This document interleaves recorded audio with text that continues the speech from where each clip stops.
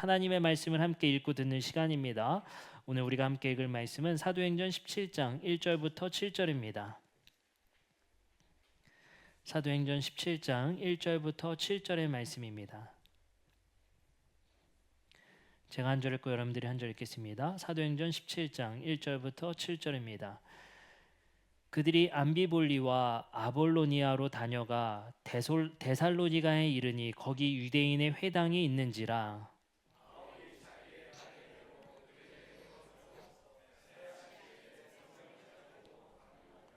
뜻을 풀어 그리스도가 해를 받고 죽은 자 가운데서 다시 살아나야 할 것을 증언하고 이르되 내가 너희에게 전하는 이 예수가 곧 그리스도라 하니.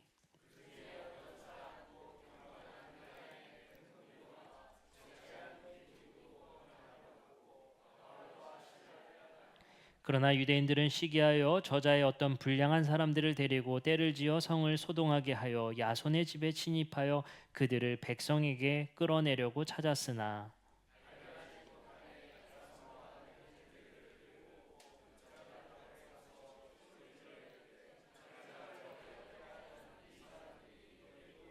함께 읽겠습니다.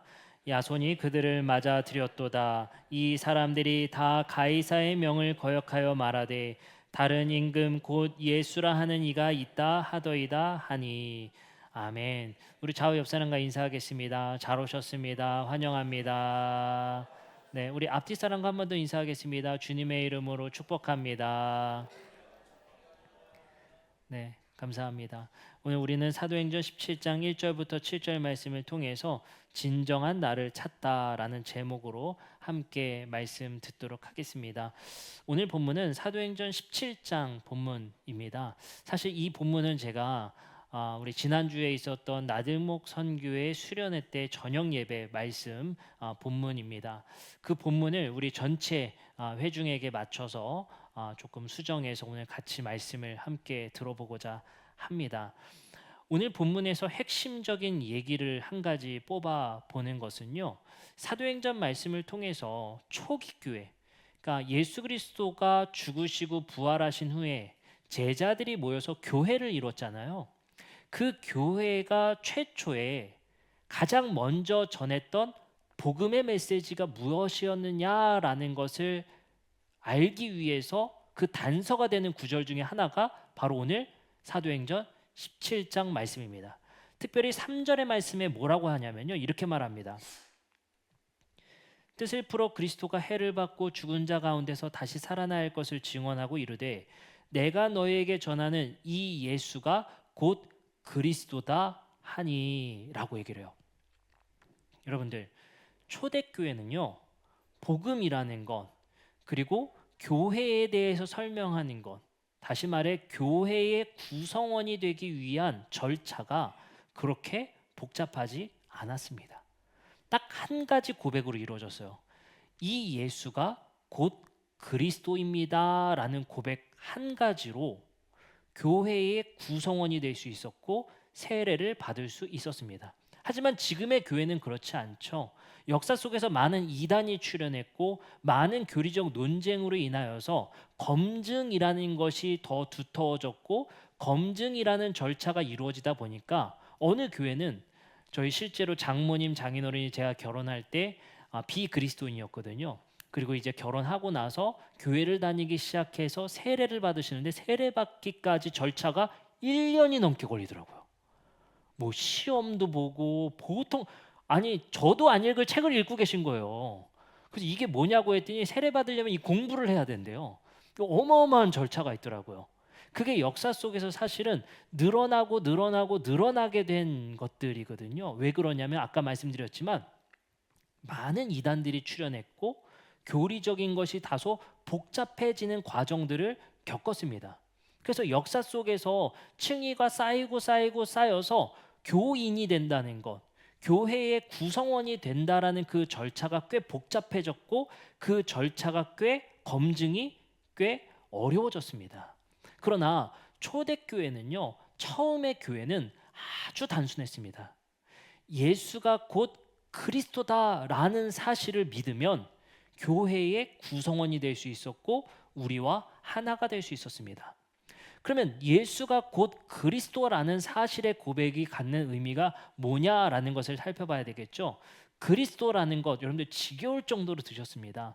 그리스도라는 것은 헬라어로 크리스투스라는 것을 한글로 음역했을 때 그리스도라고 음역했었죠. 이것은 사실 크리스투스는 헬라어 메시아의 번역어입니다. 그러면 잘 생각해 봅시다. 유대인들은 메시아라는 단어를 즐겨 썼어요. 그 단어의 뜻이 뭐냐라고 살펴보면 기름 부음 받은 자라는 뜻이에요.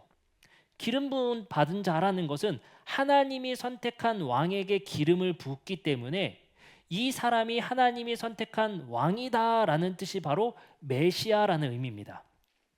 근데 유대인들이 어느 날 역사 속에서 자기들이 쓰던 언어가 사어, 히브리어가 점차 소실되고 있었습니다.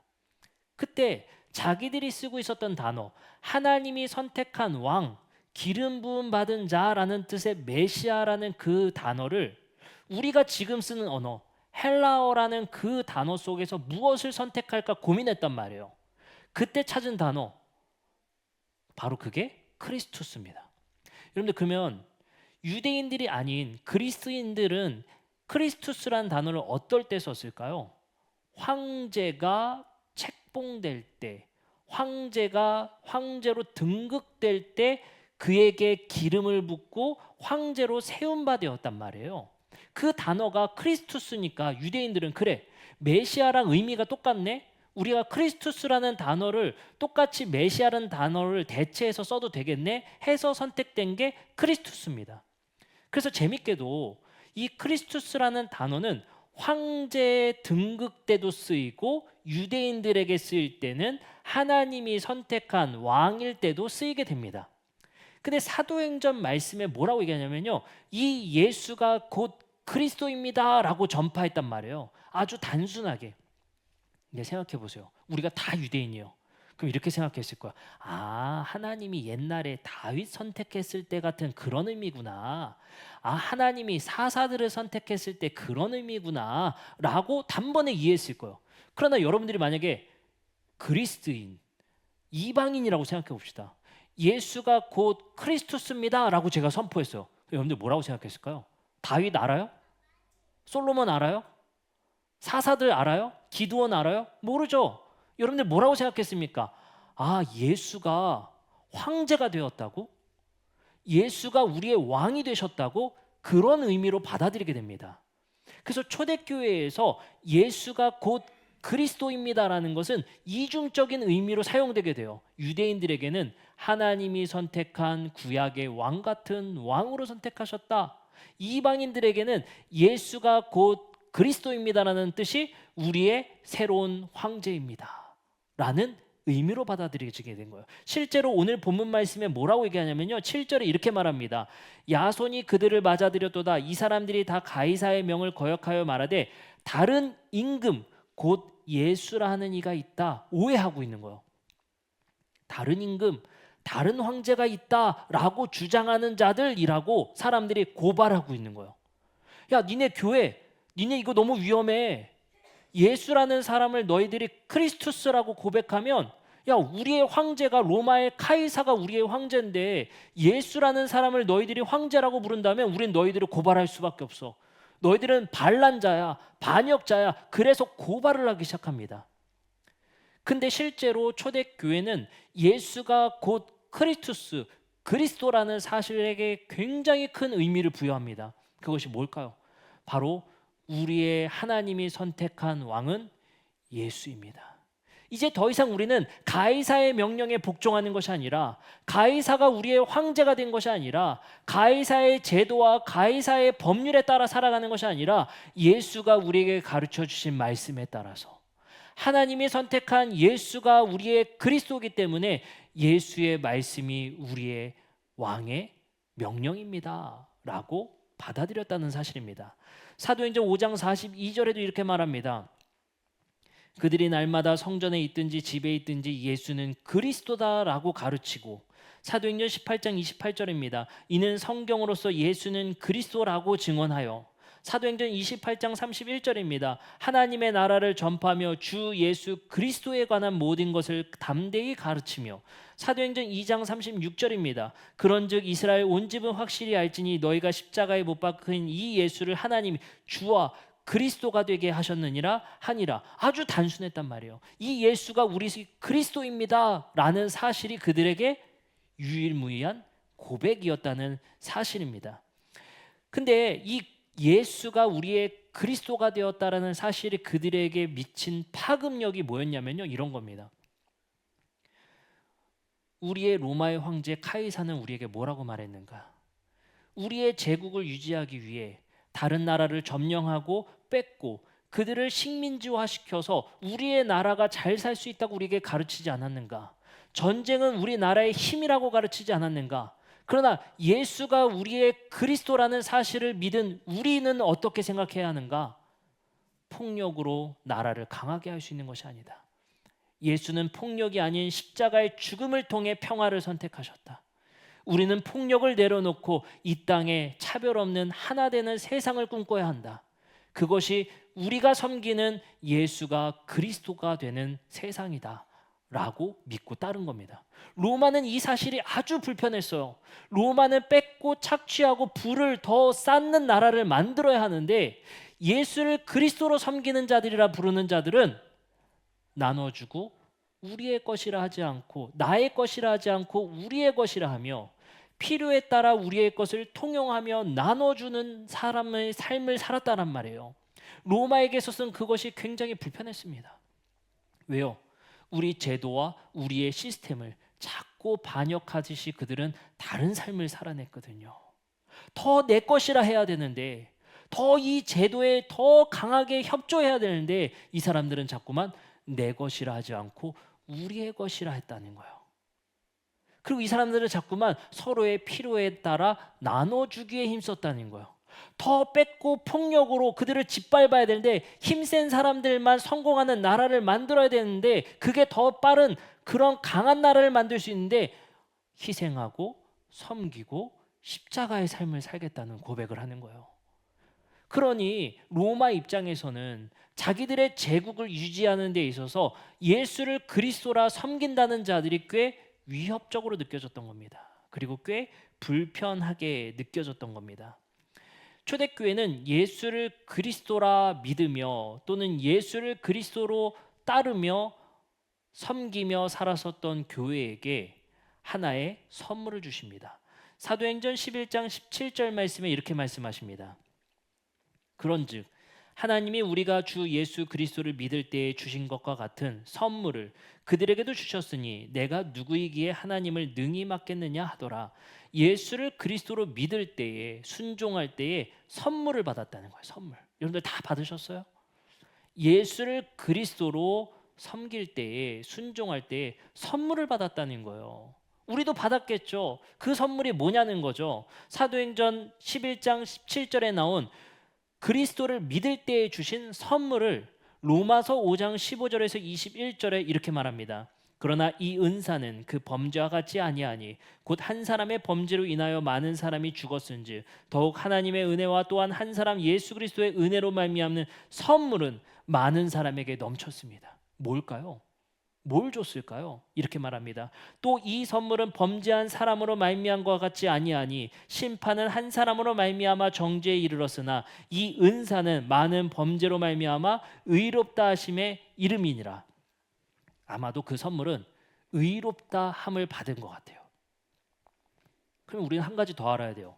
의롭다 함이 무슨 의미일까요? 21절에 이어서 이렇게 말합니다. 이는 죄가 사망 안에서 왕노릇한 것 같이 이 은혜 또한 의로 말미암아 왕노릇하여 우리 주 예수 그리스도로 말미암아 영생에 이르게 하려 함이라. 자, 너무 복잡하죠? 이것만 기억하시면 되겠어요. 21절에 죄가 사망 안에서 왕노릇한 것 같이 은혜도 또한 의로 말미암아 왕노릇하여 라는 표현에 주목하면 좋겠어요. 이게 무슨 의미냐면요, 쉽게 말해 이겁니다. 우리가 죄에 순종하면 사망을 받고 의에 순종하면 의를 받는 거예요. 너무 쉬운 얘기입니다. 무엇에 순종하냐에 따라서 받는 결과가 달라진다는 의미거든요. 그럼 여기서 선물이라는 것은 뭐냐면요, 우리가 예수 그리스도에게 순종함으로 말미암아, 예수를 그리스도로 믿음으로 말미암아 그에게 순종의 결과물로 의를 선물 받는다는 거예요. 무엇에 순종하냐에 따라서 받는 선물이 다르다는 겁니다. 죄에게 순종하면 사망을 받을 것이고 의에게 순종하면 의를 받을 것이라는 거예요. 그리고 에베소서 2장 8절에 이렇게 말합니다. 너희는 그 은혜에 의하여 믿음으로 말미암아 구원을 받았으니 이것은 너희에게 난 것이 아니요 하나님의 선물이라 라고 말합니다. 로마서 6장 16절에서 18절에도 이렇게 말합니다. 너희 자신을 종으로 내어주어 누구에게 순종하든지 그 순종함을 받는 자의 종이 되는 줄을 너희가 알지 못하느냐. 혹은 죄의 종으로 사망에 이르고 혹은 순종의 종으로 의에 이르느니라. 무엇에 순종하냐에 대한 얘기예요. 너희가 예수를 새로운 그리스도, 새로운 황제로 순종하면 의라는 선물을 받을 거라는 거예요. 아시겠죠? 그게 의거든요. 그럼 우리는 이제 마지막 한 가지만 풀면 돼요. 의라는 선물의 정체가 뭐냐는 게 이게 도대체. 이게 구원과 연결되어 있는데 의라는 선물의 정체가 뭐냐는 겁니다. 여기서 오늘 설교의 핵심적인 주제를 맞춰보고자 한 거예요. 여기까지 정리해 봅시다. 초대교회는 예수를 그리스도라 고백하고 순종하는 것이 매우 중요한 이야기였다. 근데 그게 어떤 의미였다라고 말씀드렸어요? 예수가 우리의 진정한 왕입니다. 그에게 순종하겠습니다의 의미였단 말이에요. 근데 뭐라고 말합니까? 그에게 순종하면 의를 선물로 받는다는 거예요.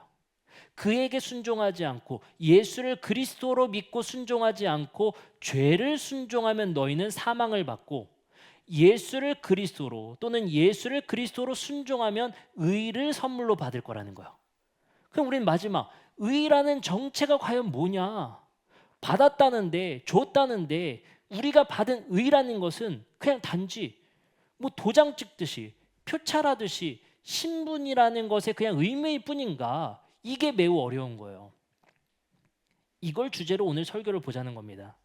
이게 두 가지 의견으로 나뉩니다.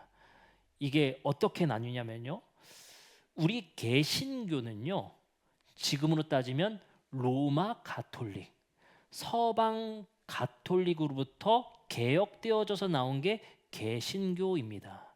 거기에 우리는 뿌리를 두고 있어요. 그리고 본래 초대교회가 두 개로 분리가 됐는데 서방 가톨릭과 동방 정교회로 분리가 되었습니다.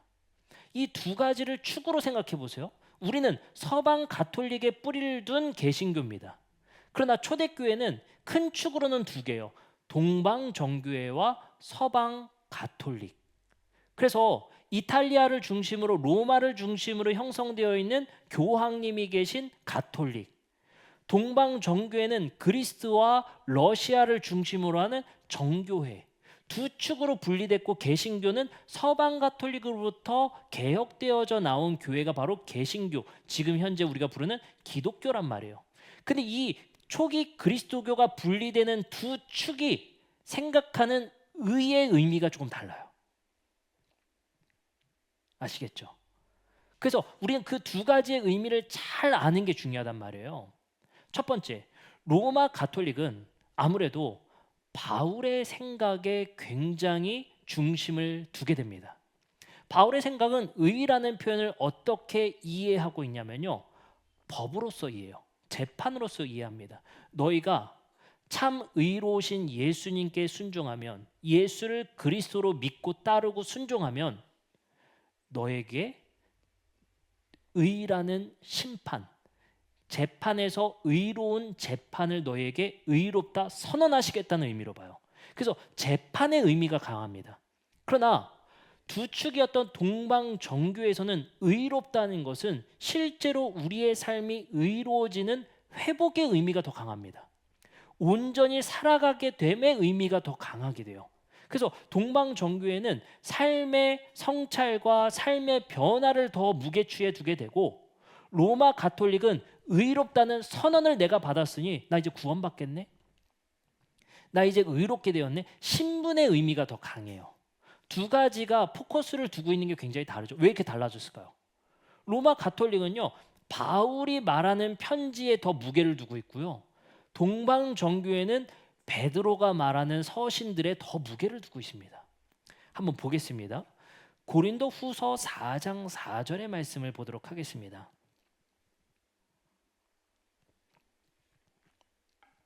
우리가 단지 의로움의 선물을 받았다는 것, 예수를 순종해서 의로운 선물을 받았다는 것을요, 야, 나 이제 신분이 바뀌었네, 이렇게만 생각했다면 다른 측면도 오늘 보자는 거예요.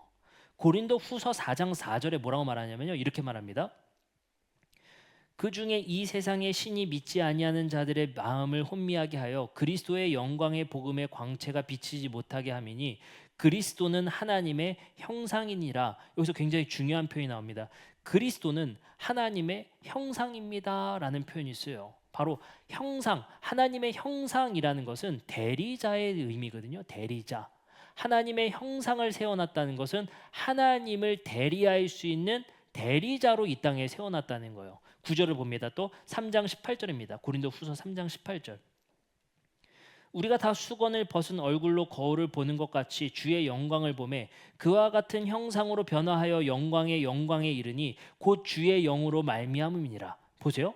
여기서 그와 같은 형상으로 변한다, 영광에서 영광에 이르게 된다라는 표현이 쓰여 있어요. 잘 생각해 봅시다. 그리스도는 하나님의 형상이래요. 우리도 그 형상으로 변해서 영광에서 영광에 이르게 한대요. 이게 여러분들 뭘 의미를 갖습니까? 쉽게 말해서 신의 성품에 참여하는 자들이라는 거예요.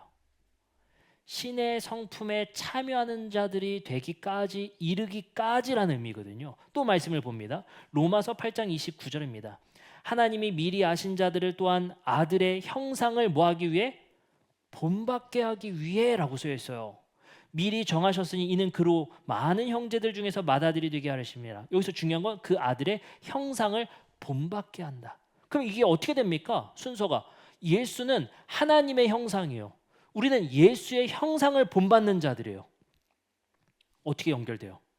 우리는 신의 형상을 본받는 자들, 신의 성품에 참여하는 자들의 의미를 갖는 거예요. 또 말씀을 봅니다. 베드로 후서 1장 3절부터 4절입니다. 그의 신기한 능력으로 생명과 경건에 속한 모든 것을 우리에게 주셨으니 이는 자기의 영광과 덕목으로서 우리를 부르신 이를 알므로 말미암으니라. 이로써 그 보배롭고 지극히 큰 약속을 우리에게 주사 이 약속으로 말미암아 너희가 정욕 때문에 세상에서 썩어질 것을 피하여, 보세요, 무엇에 참여하는 자?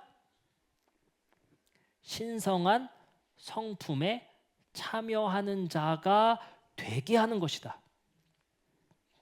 어때요? 새로운 측면이죠. 나 의로움을 받았습니다. 신분적 변화가 아니라 예수를 본받고 예수를 그리스도로 따른다는 것은 신의 성품에 참여하는 행위라는 거예요. 하나님, 조심해야 됩니다. 하나님이 되겠다는 게 아니라 하나님처럼 되는 것, 그의 성품에 참여하게 되는 것, 그 유일한 길이 예수 그리스도만이 하나님의 형상이기 때문에 우리는 예수 그리스도를 믿으면, 따르면, 순종하면 하나님의 성품에 참여하는 자들, 그것을 본받게 되게 되는 것이 중요하다는 것입니다. 다시 한번 베드로 후서 1장 4절에 신성한 성품에 참여하는 자가 되게 하는 것이다. 이게 만약에 우리에게 좀 더 강조됐다면 우리 그리스도인들의 성품의 변화에 조금 더 강조가 되지 않았겠습니까? 신분적 변화만 우리가 원했던 것이 아니라 이제 신분이 변화됐으니, 의를 선언받았으니 구원받겠네에서 끝나는 것이 아니라 내 성품의 궁극의 변화, 내 성품이 하나님의 성품에 참여하는 변화에 이르는 그것이 의로움이라면, 그것이 우리의 의라면 우리는 예수를 그리스도로 본받는 삶이 진정한 나의 성품을 찾아 하나님의 형상에 이르게 되는 행위라는 거예요. 또 말씀을 봅니다. 골로새서 3장 9절부터 11절입니다. 너희가 서로 거짓말을 하지 말라. 옛사람과 그 행위를 벗어버리고 새 사람을 입었으니 이는 자기를 창조하신 이의 형상을 따라 지식에까지 새롭게 하심을 입은 자니라. 자, 보세요. 천천히 읽어볼게요. 새 사람을 입었으니 이는 자기를 창조하신 이의 형상에 따라 지식에까지 새롭게 함을 받았다. 어때요? 전인적인 변화잖아요. 총체적 성품으로부터의 모든 변화가 신성에 이르기까지 변화를 얘기하게 된다는 거예요. 그리고 말합니다. 그 변화는 11절 거기에는 헬라인이나 유대인이나 할레파나 무할레파나 야만이나 수구디아이나 종이나 자유인이나 차별이 없을 수 없나니 오직 그리스도는 만유시여 만유 안에 계시니라. 이게 새로운 지식이에요. 그게 뭡니까? 예수를 그리스도로 믿고 순종함으로 받는 신성한 성품에 참여하는 자들은 어떻습니까? 차별이 있을 수가 없다는 거예요. 총체적인 지식의 변화가 일어난다는 거예요. 우리의 삶의 세계관의 변화가 일어난다는 거예요. 그 충격적인 변화가 일어난다는 것이거든요. 그러면 우리의 삶에 양측이 다 강조가 돼야 되는 거겠죠. 의로운 우리가 신분을 받는 것뿐만 아니라 뭐가 강조돼야 됩니까? 신성한 성품에 참여하는 삶. 그것이 우리에게 매우 중요하다는 겁니다. 이것을 우리가 조금 더 깊이 있게 생각해 봤으면 좋겠습니다. 뭐로부터 시작됐죠? 무엇에 순종하느냐로부터 시작된다고요. 근데 이 순종을 바울은 이렇게 생각했던 것 같아요. 내 마음 안에 무언가가 나를 요동쳐서 죄의 법에 따르게 한다라고 생각했어요. 자꾸만 악으로 가게 만든다는 거예요. 자꾸만 그것이 범죄로 가게 만든다는 거예요. 그런 거 있잖아요. 우리가 뭔진 모르겠지만 뺏고 싶고 가지고 싶고 더 갖고 싶고 질투하고 싶고 미워하고 싶고 뒤에서 안 좋은 얘기하고 싶고 뭔진 모르겠는데 무언가가 나를 자꾸만 충동함으로 인해서 일어나는 그런 행위들, 생각들, 수많은 것들이 복잡하게 우리 안에 얽혀 있단 말이에요. 고대인들의 생각으로는 그것이 무엇인지 이해하지 못했어요.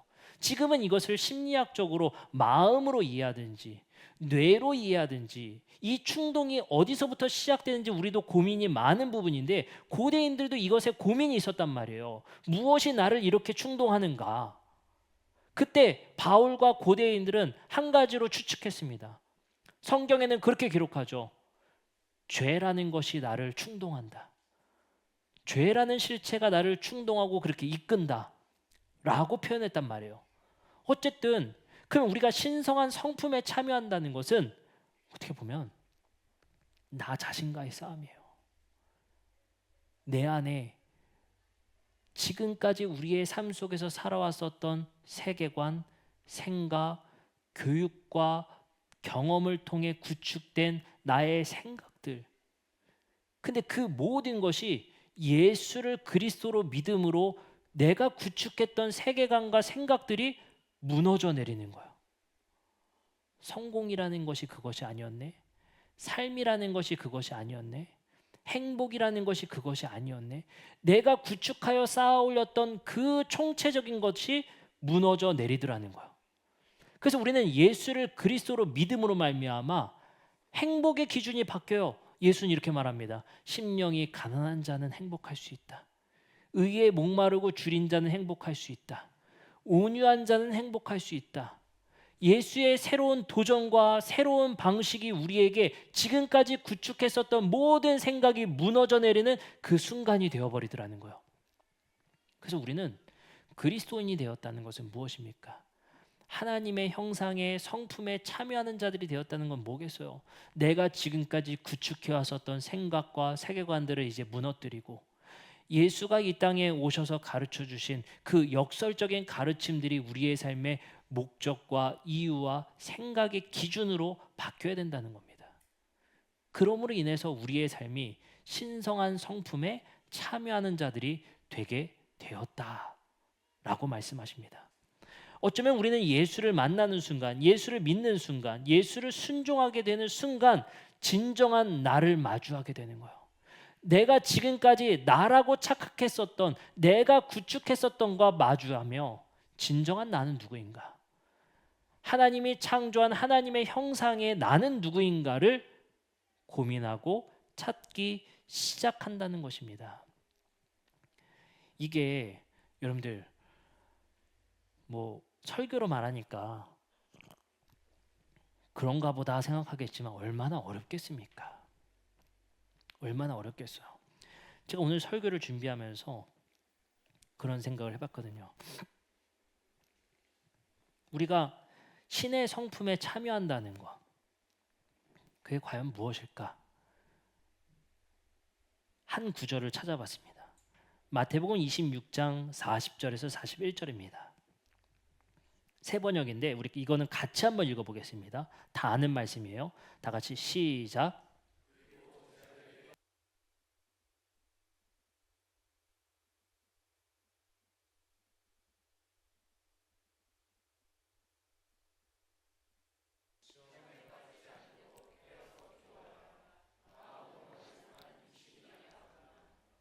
예수님이 단단히 섭섭했던 모양이에요. 당신의 죽음 앞에서 제자들이 얼마나 피곤했으면 자고 있는 거야. 근데 제가 이 말씀을 오늘 설교를 준비하면서 읽으면서 이런 생각이 드는 거예요. 너희들 시험에 빠지지 않도록 기도를 해야지. 어쨌든 단단히 섭섭했겠어요. 근데 그 뒤에 뭐라고 말씀하시냐면요. 마음은 원하지만 육신이 약하구나. 제가 잘 생각해 보니까요. 예수님이 말씀하신 마음은 원하지만 육신이 약하구나. 마음과 육신이 일치되지 못하는 것을 예수님은 지적하고 계시거든요. 잘 생각해 보니까 하나님은 우리에게 구원이라는 것, 의로운 것이라는 것을요, 이렇게 주어진 것 같아요. 너희들 죽고 나서 좋은 세상 열릴 거야. 죽고 나서 행복한 세상 열릴 거야가 아니라 너희들 지금 이 땅에서 사는 동안 삶다운 삶이 무엇인지, 인간다운 인간이 무엇인지를 너희에게 이 땅에서 회복시켜 줄 거야. 그것을 이 땅에서 너희에게 체험시켜 줄 거야. 그러기 위해서 내가 이 땅에서 가르쳐 준 말씀과 그 삶의 지침들을 잘 따라와 봐. 그 조각들을 모았을 때 너희들이 삶이 무엇인지, 진정한 인간다움이 무엇인지를 깨닫게 될 거야. 그래서 제자들을 모아서 끌고 오면서 예수님은 가르쳤어요. 야, 니네들 지배하는 것이 행복인 줄 알지? 봐봐. 나는 무릎 꿇고 너희의 발을 씻기면서 행복하다. 나는 행복의 기준이 달라. 나는 제자들의 발을 씻기면서 행복을 느낀다. 나는 너희들과 함께 있는 것에 행복을 느낀다. 근데 너희들 이 행복을 누리기 위해, 이 좋은 것을 누리기 위해 너희들은 마음은 원하지만 육신은 따라오지 못하는구나 라고 예수님이 말씀하시거든요. 마치 이런 것 같아요. 우리가 장례식장 가면 꼭 이런 고백을 합니다. 한 번 더 만날 걸. 한 번 더 연락할 걸. 그때 약속했었는데 마음은 있었지만 우리의 몸이 가지 않았던 것들. 그러니까 예수는 제자들에게 말을 하는 거예요. 너희들을 이 땅에서 무엇이 옳은 삶인지, 무엇이 의인지를 너희에게 가르쳐 주겠다. 나의 삶을 본받아라.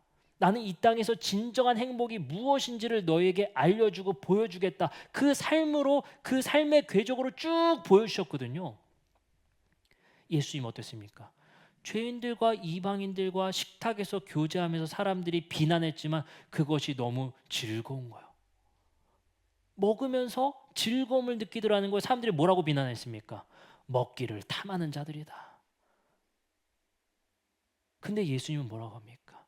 나는 이 사람들과 어울리는 게 너무 행복한데, 나는 그것에 주저하지 않을 건데, 나는 지금 내가 누릴 수 있는 행복에 주저하지 않을 건데, 나는 너희들과 함께 기도하고 나는 너희들과 함께 깨어있는 것이 행복한데 나는 그것에 주저하지 않을 건데, 나는 그것을 원하는 만큼 내 삶의 행동으로 나는 그것을 따를 건데, 제자들은 어떻습니까?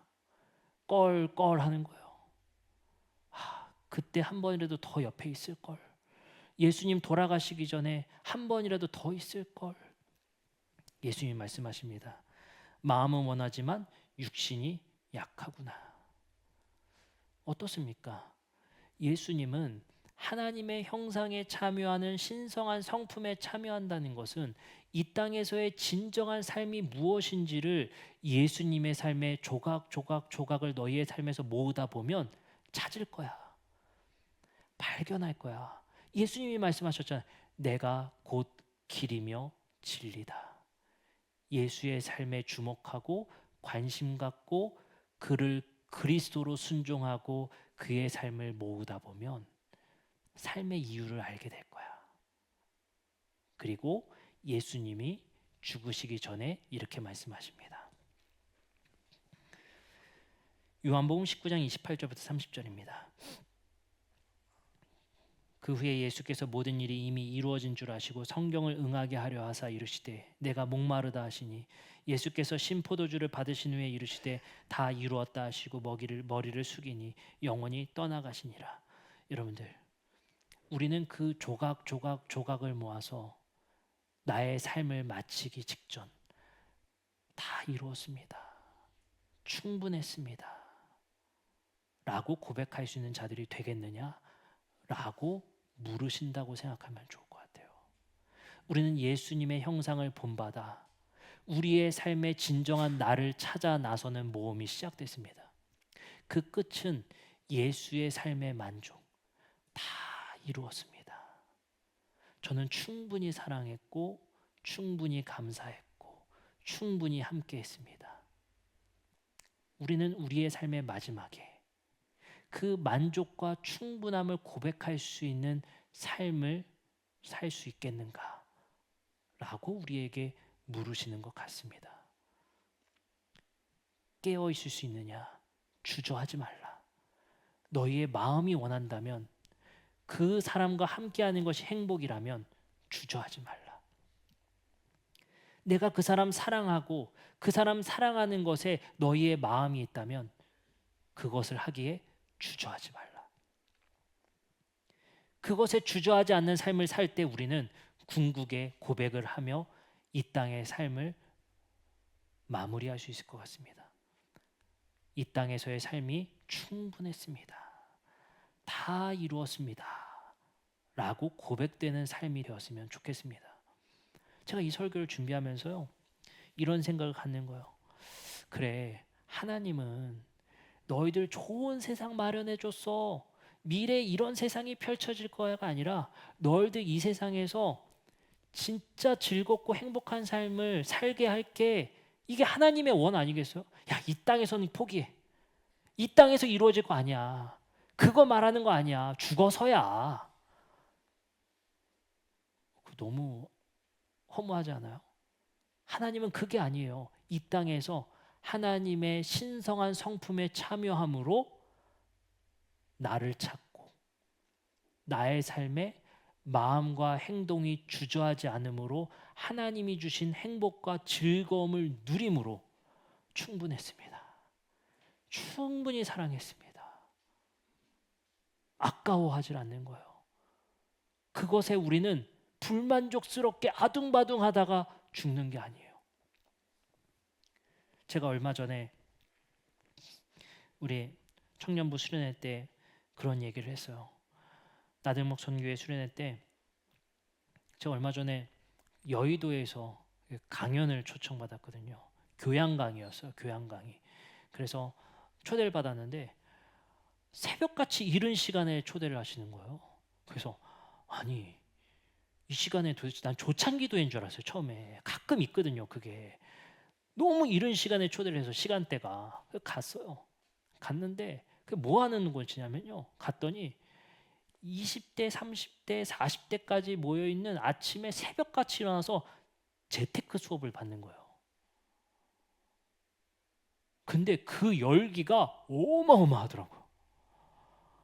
와, 지금 대한민국의 열기는 여기에 완전히 몰려있구나 싶은 거예요. 근데 거기서 제가 이제 이야기를 나누고 같이 식사를 하는데 거기에 강연자들이 그런 얘기를 하는 거예요. 목사님, 근데 이 친구들이 지금의 삶과 목표하는 것의 괴리가 너무 크다 보니까 위험한 투자를 자꾸 해서 이런 강연들을 마련했다라는 얘기예요. 취지는. 그러면서 저한테 에피소드들을 얘기하는데 이렇게 얘기를 하는 거예요. 요즘 젊은 사람들이 투자를 자꾸만 뭐 5배 레버리지, 10배 레버리지, 막 곱하기를 하면서 투자를 한다. 그래서 제가 그거 너무 위험하지 않아요? 하는데 어떻게 생각하냐면요, 청년들이 모으고 모아서 막 N잡으로 막 쿠팡 알바 뛰고 모아고 해서 1,000만 원 간신히 모으면 5배 그냥 확 투자를 해버리는 거야. 이게 뭐 아니면 도식이에요. 그리고 뭐라고 고백하냐? 농담 반 진담 반을 이렇게 말해요. 야, 너 그러다가 다 잃으면 어떻게 할 거야? 그러면 이렇게 농담 반 진담 반을 얘기한대요. 죽으면 그만이에요. 죽으면 그만이에요.